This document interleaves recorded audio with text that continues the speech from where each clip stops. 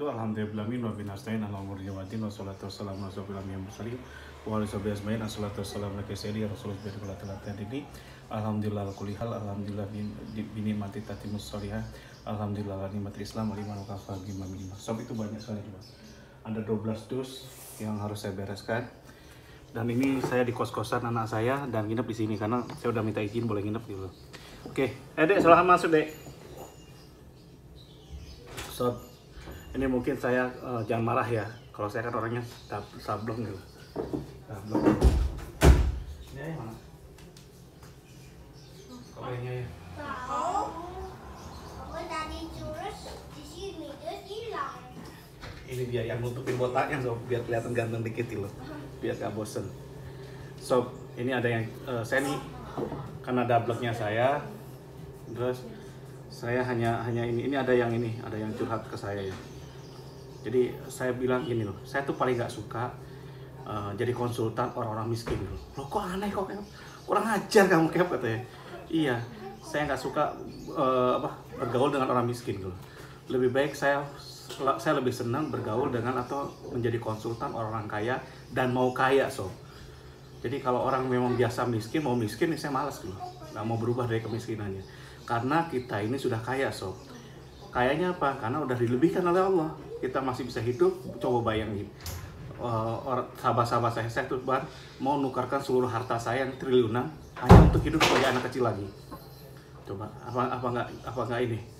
Malah kan ada konsep dulu dari beberapa agama keyakinan bahwa kita ada reinkarnasi. Itu saking sayangnya ini.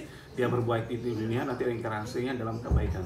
Reinkarnasi kita di Muslim adalah apa? Surga Sob, selamanya bahasanya, bukan hidup lagi itu. Tapi keyakinan kita masing-masing.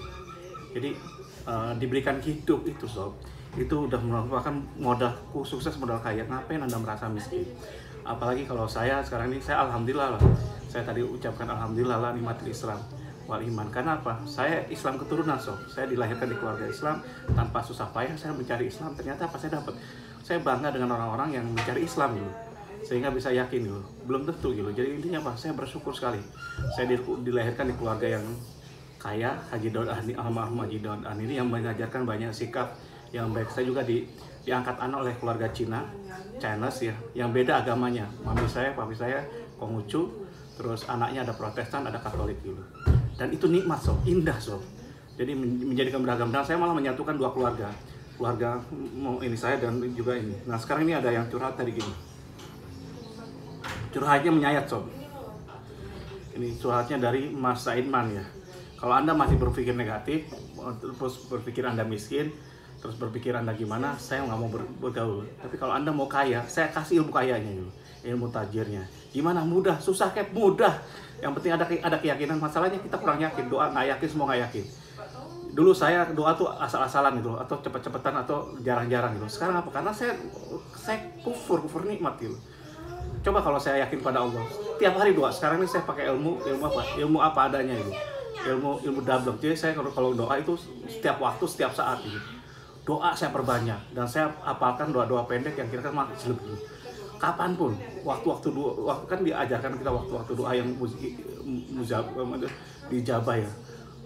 Setelah iqomah atau setelah azan segala macam-macam itu saya jalankan semuanya. Di Saidman ya, saya sudah berusaha sabar Kep, tapi hidup terasa susah banget. Saya nggak permasalahkan kefakiran, tapi apa daya, saya harus bayar kontrakan dan sekarang saya kejebak pinjol. Memang kalau Anda kontrak segala macam-macam harus bayar gitu. Dan itu kan gini loh, itu kan urusan Anda yang harus minta pada Allah gitu. Jadi kalau bisa sih, kalau kita mental kaya, itu kita akan berusaha maksimal gini loh. Saya contoh ya, saya jalankan Uber Max itu kan bukan untuk bayangkan perusahaan itu saya jalankan, itu bosnya siapa? Allah Sob. Dan ini saya jadikan wakaf company gitu. Wakaf company iya. Jadi nanti ke depan kalau jalan ini jadi wakaf company. Loh kok bukan untuk captain? Udah cukup saya. Udah alhamdulillah. Kok double amat ya? Kalau nanti triliunan captain nanti gimana? Enggak, itu untuk wakafnya 2/3 untuk wakaf keuntungannya gitu. Saya ingin jadi pelayannya Allah. Dan ingat kalau ya, ketika saya ngomong saya jadi pelayannya Allah, semua kemudahan itu datang. Saya minta apapun, belum ngomong saya udah dijabah gitu. Dan Anda kalau minta doa ke saya insya Allah dulu. Kenapa? Kalau doa untuk diri, dan saya juga minta doa dari Anda bayarannya. Kenapa? Karena doa untuk orang lain itu lebih makjleb, sob.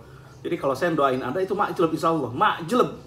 Anda juga sama, saya minta bayaran doa, saya nggak suka Anda, saya mau jadi konsultannya Anda segala macam-macam untuk jadi kaya. Bayarannya apa? Bayarnya doa terbaik. Sekarang kalau Anda udah ada kemampuan, bayar dengan apa? Wakaf. Karena Ubermax itu butuh biaya gitu.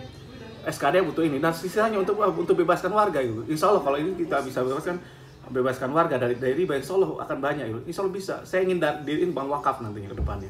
Bank wakaf Uber SKDA, usaha bersama berkah. Insya Allah itu tidak akan ada lagi Casey kita yang ambil alih. Wakaf SKDA bisa, mampu saya. Nah, kok yakin mah? Yakin, saya yakinnya. Bisa, insya Allah mudah. Tanpa bank kita bisa jalan. Kita diri bank sendiri, bank sentral wakaf dulu. Luar biasa kan? Dasar majlub, sob. Saya sekarang ini udah meluncurkan Riba Solution Center RSC. Ayo gabung dengan RSC sekarang macam-macam. Tapi ingat, bayarnya dengan wakaf kalau Anda mampu. Jadi kalau Anda nggak miskin banget, boleh gratis. Tapi kalau Anda wakaf, setidaknya Anda bayar dengan doa terbaik. Dan Anda niatkan, harus ada ikrar. Saya niatkan ketika ada kelebihan, saya akan bayar dengan wakaf. Kok Captain Burahan sih bayar? Bukan buat saya, sob. Saya itu udah cukup. Buat apa? Buat wakaf. Karena apa? Usaha-usaha contoh nalangi hutang segala macam-macam kan pasti keluar duit untuk biaya, nggak bisa dengan omongan gitu. Dan saya punya caranya. Saya jual ilmu demi Allah ya, untuk Allah, untuk wakaf. Ya Anda dapat ilmunya gitu, dapat caranya. Kalau tidak mampu ya udah. Masa hutang miliaran gitu, ratusan juta gitu. Masa wakaf 10 juta, 20 juta nggak mau, 100 juta nggak mau. Wow, orang kaya tuh mudah gitu. Makanya kenapa saya ingin bergaul dengan orang kaya gitu. Dan mau kaya gitu. Kalau Anda belum kaya nggak apa-apa, kita buat kaya. Karena Anda yakinnya, Anda udah sukses, sudah kaya. Cuman Anda belum menyadari, ketika Anda sadar itunya, kaya insya Allah. Terus saya terusin lagi ya. Tapi apa daya saya harus bayar kontrakan, memang Anda harus bayar kontrakan. Dan sekarang saya kejebak pinjol, sedangkan saya cuma tukang ojek, sob. Nggak apa-apa, profesi apapun, tukang ojek, pembantu, nggak masalah. Saya dulu ngamen kok, sob, bener. Saya tuh ngamen, sob. Luar biasa. Untung istri saya mau terima saya gitu. Dan saya sekarang kenapa ngerasa beruntung pada istri saya? Ini ada istri saya, ada anak saya bawa ke sini. Saya, sob ya, saya sangat bahagia sekali. Kalau ditanya, Captain bahagia nggak? Bahagia. Pak Captain punya istri bahagia? Bahagia. Istri saya terbaik gitu. Anak saya terbaik. Kenapa? Saya tidak punya tuntutan gitu. Istri saya mau sholat aja, saya udah bahagia. Istri saya mau ngajak anaknya sholat aja, waduh, udah bahagia, tambah cintanya gitu. Jadi itu aja udah bahagia. Istri saya tidak banyak ngeluh, tidak banyak maki-maki saya, bahagia gitu. Marah-marah dikit nggak masalah gitu. Kenapa? Karena tadi udah dia mau sholat aja, udah selesai. Karena kan tanggung jawabnya saya. Kalau dia nggak sholat, saya yang masuk neraka. Marah saya. Saya bisa marah ketika dia nggak sholat. Tapi kalau yang lain-lain, dia tidak masakin, tidak gimana, masak, saya nggak pernah marah. Tanya istri saya. Istri saya masak apapun, saya terima. Padahal kalau masak, jagoan saya daripada dia. Tapi kalau bersih-bersih segala macam, dia nomor 1, sob.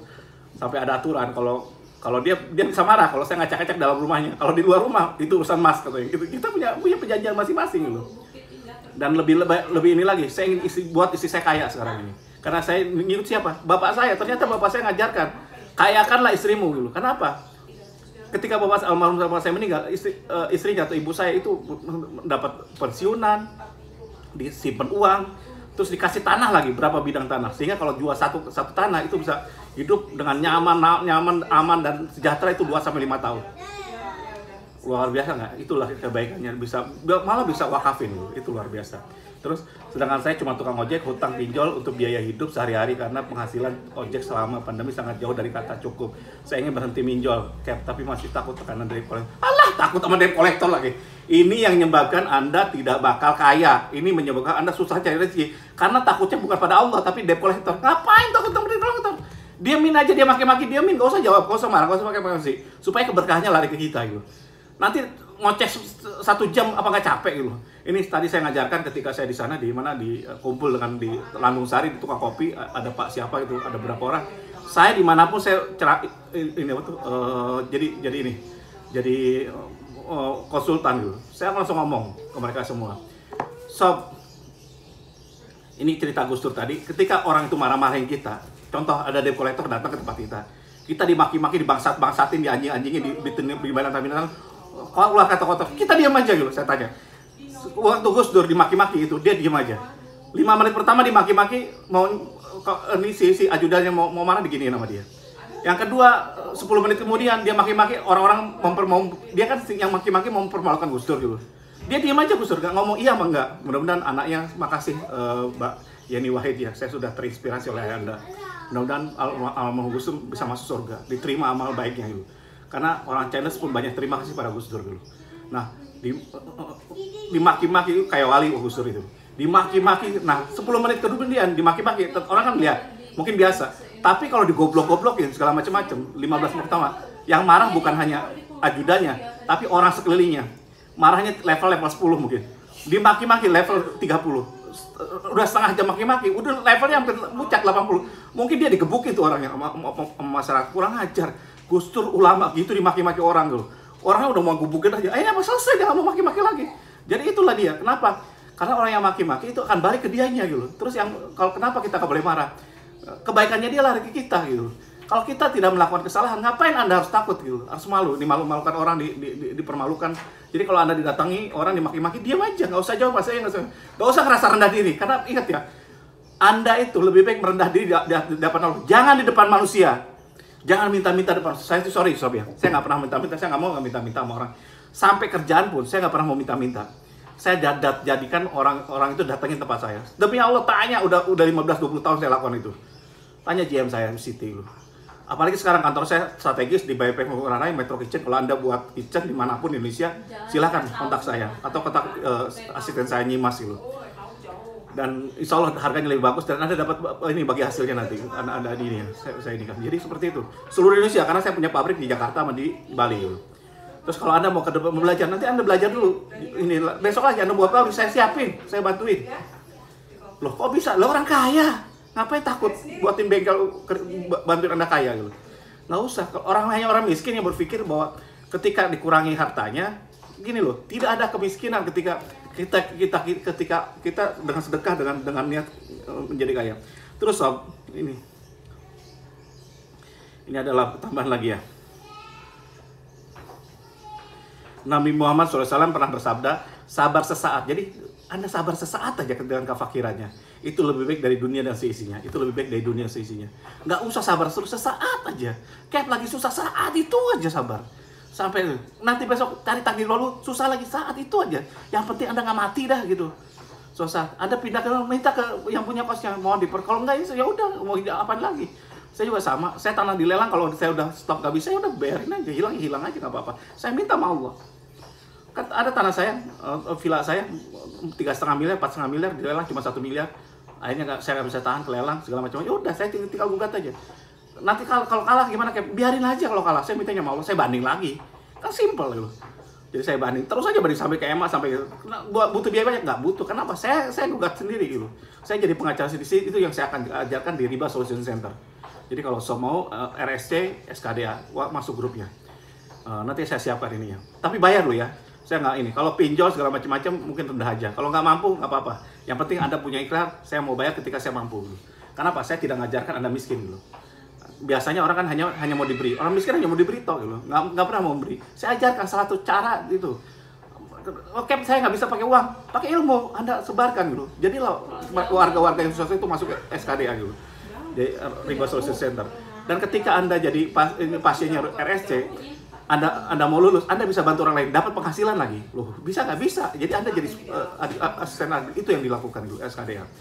Jadi kalau ketika Anda miskin, jangan berpikir miskin. Karena apa? Anda sudah kaya, sudah punya, ada umur, udah dikasih iman dan Islam. Anda non muslim nggak masalah itu. Bagi saya SKDA tuh, karena saya orangnya beragam. Saya diangkat anak keluarga Chinese waktu SMA, ya nggak apa-apa gitu. Jadi bagi saya yang penting Anda akhlak sama adab gitu. Kalau akhlak adabnya bagus ya selesai. Saya juga nitipin ke anak-anak saya gitu, karena dia ke Tasya kemarin saya marahin cuma 3 gitu. Yang pertama, jangan tinggalkan sholat, iman dan Islam nggak boleh gitu. Yang kedua, adab. Ketiga, akhlak. Lain-lainnya nggak peduli ayah gitu. Mau nilainya jelek kayak nggak peduli, mau gimana kayak nggak peduli. Even nanti nggak lulus pun nggak peduli. Kenapa? Itu Allah. Yang penting akhlak dan adab udah selesai. Dan itu saya niru sahabat-sahabat saya yang tajir-tajir nyokolahkan anaknya di pesantren tuh. Dan saya akhirnya ngikutin. Tadinya anak saya kemarin, rencana saya itu saya sekolah di luar negeri ketika saya jadi board dulu. Dan teman saya udah ngelakukan itu di Singapura atau di mana, minimal Singapura. Kalau nggak Australia tuh, kalau nggak di Eropa dulu. Tapi ternyata Pak, alhamdulillah Allah ngasih petunjuk. Sahabat saya yang anaknya baru di sekolah di Singapura aja pas pulang, waduh, roknya pendek memang tinggi. Ya Allah, adab sama akhlaknya kurang gimana ya? Kebarat-baratan karena nggak dididik akhlaknya gitu. Yang penting adab dan akhlak. Malah sahabat saya yang lain itu ketika susah dia tidak sekolah yang hebat-hebat, biasa-biasa aja padahal orang mampu gitu. Biarin aja, kenapa? Yang penting adab dan akhlak. Sekolah di pesantren di mana-mana itu. Dan alhamdulillah saya bisa menjalankan itu. Saya sekolahkan luar biasa loh. Saya sekolahkan anak saya itu di MAN loh, pada bahasa Alianogi. Dan terima kasih pada MAN. Kenapa? Karena saya sendiri nggak bisa didik gitu, ngajarin agama. Mereka kan lengkap gitu, segala macam-macam gitu. Jadi intinya itu, dan itu yang terjadi. Sob, ingat ya, jangan kesinggung sob ya, ketika saya hanya mau jadi konsultan orang kaya dan mau kaya. Saya tidak mau jadi konsultan orang miskin gitu. Yang ngeluh aja. Kenapa miskin? Saya coba Anda, mau nggak Anda dikeluhin kerasa gitu? Saya nggak ada waktu sob untuk ngeluh kesah. Mohon maaf, lebih baik saya cari jalan keluar, saya buatin Anda kaya gimana caranya. Yang penting Anda harus samina wa ta'na, dengerin, jalanin dulu. Kalau debat tok nggak usah di sini, nggak usah di SKD, udah di RSC. Di mana? Di luar aja. Anda jadi anggota DPR aja sana, DPR, DPRD yang senang debat segala macam-macam. Emang keahliannya seperti itu. Dibutuhkan. Di kita enggak. Karena saya tipikalnya pengusaha, to the point aja. Saya suka, Anda suka, nggak suka, nggak masalah. Saya dikenal, nggak dikenal, nggak masalah. Anda menghargai saya, nggak menghargai saya, nggak masalah. Kenapa? Saya minta balasannya, bukan dari Anda, tapi dari Allah.